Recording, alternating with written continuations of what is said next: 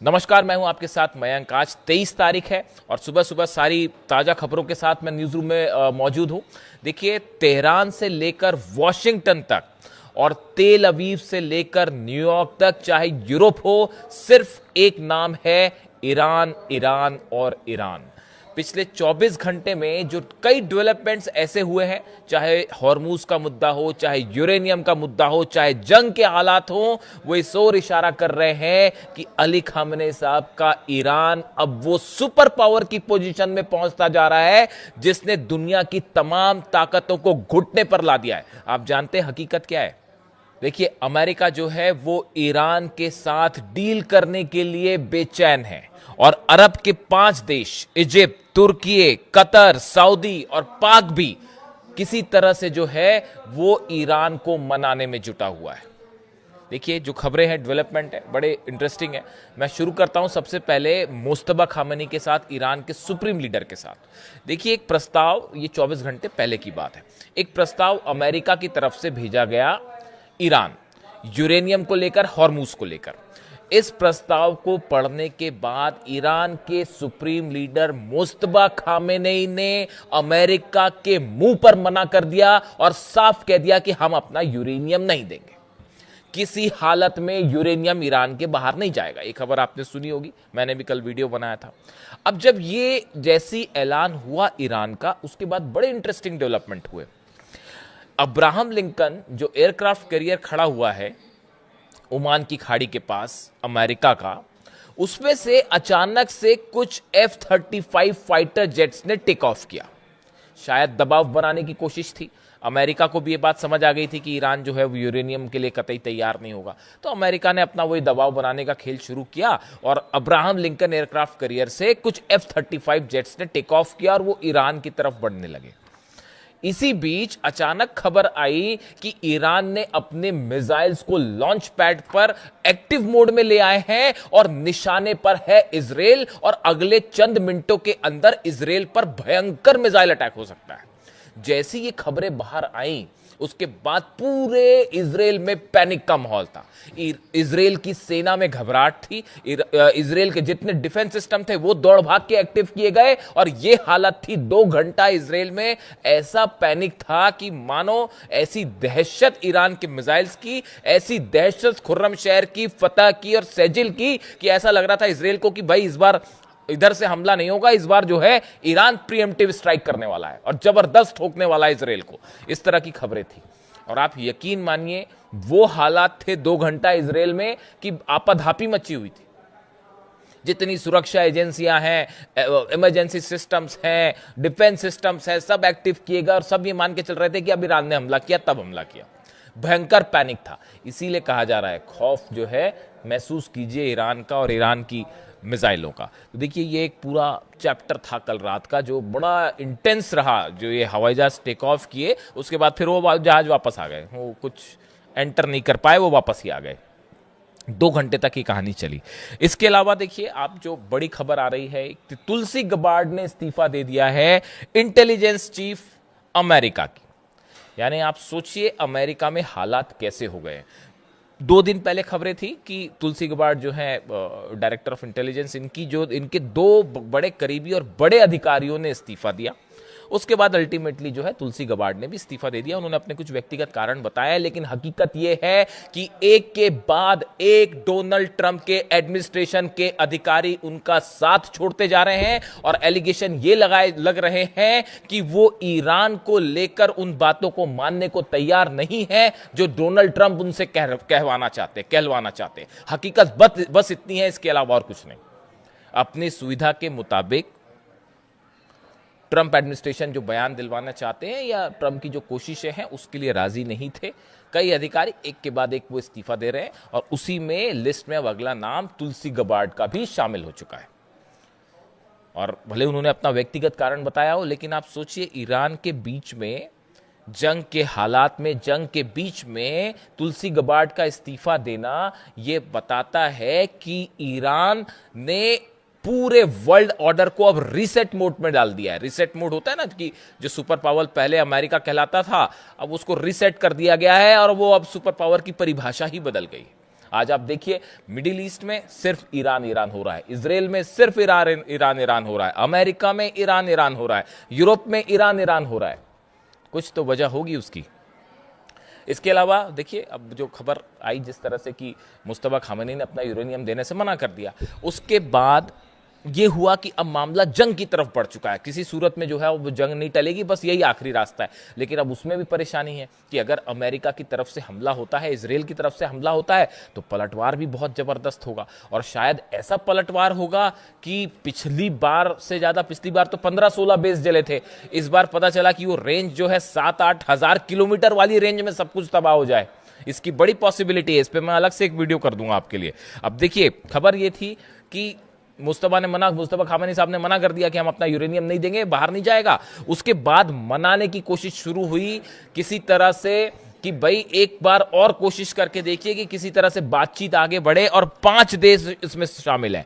Egypt का delegation जो है वो तेहरान में है, तुर्की के अधिकारी तेहरान में है, पाकिस्तान से जनरल मुनीर जो है वो पाकिस्तान पहुंचे हैं, कतर के अधिकारी, सऊदी के अधिकारी, ये 5 देशों के अधिकारी इस समय तेहरान में मौजूद हैं। फोन पर लगातार कोशिशें हो रही हैं कि किसी तरह से मुस्तफा खामेनी साहब के गुस्से को कम किया जाए और किसी तरह से ईरान को बातचीत के टेबल पर लाया जाए और इस जंग को टाला जाए। और खास तौर पर देखिए कल पहले खबरें आई कि जनरल मुनीर ने अपना दौरा रद्द कर दिया है, क्योंकि मुस्तफा खामेनी ने मना कर दिया यूरेनियम देने से, यूरेनियम शिफ्ट करने से मना कर दिया उन्होंने। तो फिर बात जो है वो जंग की तरफ बढ़ने लगी तेजी से। अब जब वो मामला जंग की तरफ आगे बढ़ा, जितने अरब देश हैं सब इस बात से घबराए हुए कि भाई कहीं हम लपेटे में ना आ जाएं फिर। तो एक बार फिर कल रात को कोशिशें शुरू हुई कि किसी तरह से बातचीत शुरू की जाए, जंग को टाला जाए। 5 देश जो है लगातार कोशिश कर रहे हैं और जनरल मुनीर अब खुद तेहरान में है। वो पहुंचे अल्टीमेटली। अब वो उनकी अमेरिका का संदेश जो है वो आगे पहुंचाने में जुटे हुए हैं।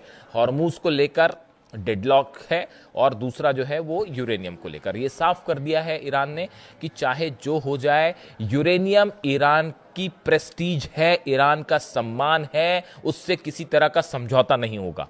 जो जैसी खबरें हैं, सिक्योरिटी काउंसिल में चर्चा हुई ईरान की और उसमें यह कहा गया कि मुद्दा सिर्फ ईरान की यूरेनियम का नहीं है। मुस्तफा खामेनी ये मानते हैं कि अगर हमने अपना यूरेनियम दे दिया तो उसके बाद अमेरिका किसी भी क्षण हम पर हमला कर सकता है, अमेरिका किसी भी वक्त धोखा कर सकता है। बात नंबर 1। बात नंबर 2, ईरान के साइंटिस्ट ने बड़ी मेहनत से शहादत दे के इस यूरेनियम को डेवलप किया है। जो 12 दिन की जंग में ईरान के साइंटिस्ट पे हमला हुआ, जो 40 दिनों के दौरान शहादतें हुई हैं, उनकी मेहनत का नतीजा है ये यूरेनियम, जो किसी हालत में नहीं दिया जाएगा। उन्होंने कहा कि ये ईरान के सम्मान का प्रतीक है जो नहीं दिया जाएगा।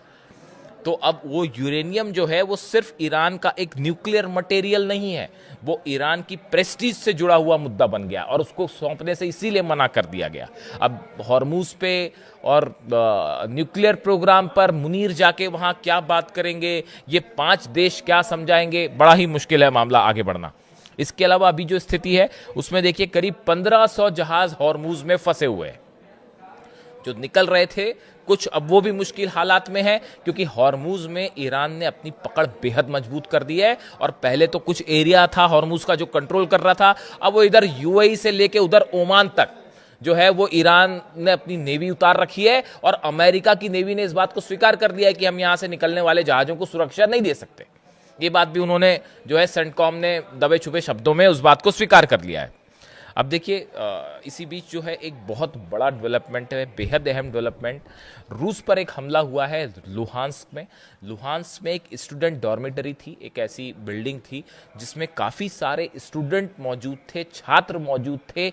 इसके ऊपर ड्रोन स्ट्राइक हुई, इसके ऊपर बड़ा हमला हुआ है। नतीजा ये हुआ वो पूरी बिल्डिंग गिर गई है और कई छात्रों की मौत हो गई है और कई उस मलबे में इस वक्त दबे हुए हैं। खुद पुतिन ने आके इस बात की जानकारी दी कि कई उसमें छात्र बच्चे दबे हुए हैं नीचे, उनको निकालने की कोशिश की जा रही है। कई लोगों की मौत हो गई है, कई लोग घायल हो गए। ये हमला बिल्कुल वैसा ही हमला है जैसा मिनाब पर हुआ था, जैसा मिनाब में निर्दोष छात्राओं को, बच्चों को निशाना बनाया गया और छोटी छोटी बच्चियों को शहीद कर दिया गया। उसी से मिलता जुलता हमला अब लुहांस्क में हुआ है और पुतिन का गुस्सा 7वें आसमान में है। नतीजा यह है कि आईसीबीएम्स टेस्ट हो रही हैं, न्यूक्लियर फोर्स को पुतिन ने मैदान में उतार दिया है, 60,000 सैनिक उतार दिए हैं, बेलारूस के साथ मिलकर न्यूक्लियर वॉर की प्रैक्टिस में जुट गए हैं पुतिन। पूरा नेटो घबराया हुआ है। हकीकत यह है कि अब पुतिन के गुस्से से पूरा नेटो जो है वो घबराया हुआ है। यानी एक तरफ मुस्तफा खामेनेई का गुस्सा, वो जो है इधर अमेरिका को घुटनों पे लाए हुए हैं, उधर नेटो को घुटने पे लाए हुए हैं पुतिन। और इसी बीच देखिए एक बार फिर चीन के साथ अमेरिका का मामला बिगड़ता दिखाई दे रहा है। कल डोनाल्ड ट्रंप ने एक बयान दे दिया। उनसे एक पत्रकार ने पूछा कि भाई ताइवान को लेकर आप क्या करने वाले हैं, क्या आप ताइवान की राष्ट्रपति से मुलाकात करेंगे, उनसे बात करेंगे? तो उन्होंने ये कह दिया कि हाँ, हम उनसे देखेंगे, उनसे बात करेंगे, उस पर क्या हो सकता है हम सोचेंगे।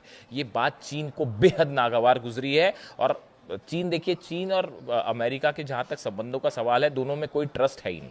वो आपने देखा कि वो जो गिफ्ट दिए थे वो भी फेंक के चले गए वापस। तो वो बातें होती रहती है, कमर्शियल्स डील हो सकती है, लेकिन स्ट्रैटेजिक पार्टनरशिप का कोई सवाल ही नहीं है और ना ही ट्रस्ट का सवाल है, खासकर वेनेजुएला पर हमले के बाद।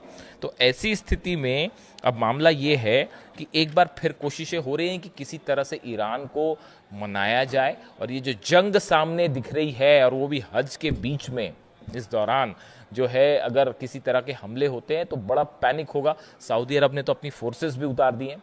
और मक्का के आसपास कल हमने देखा कि बड़ी संख्या में सेना थी वहां पर और एक बड़ा सिक्योरिटी के इंतजाम थे, क्योंकि सऊदी समेत तमाम अरब देशों को कल बीच में हालात ऐसे हो गए थे। असल में जब मुस्तफा खामेनी साहब ने मना कर दिया यूरेनियम देने से, तब अचानक से इस तरह का माहौल बन गया था, पैनिक हो गया था कि शायद आज रात या 48 घंटे के अंदर हमला हो जाएगा। उसकी तैयारी में अरब देश जुड़ गए थे कि भाई हमला होगा तो हमारे यहाँ तो मिसाइल आनी तय है।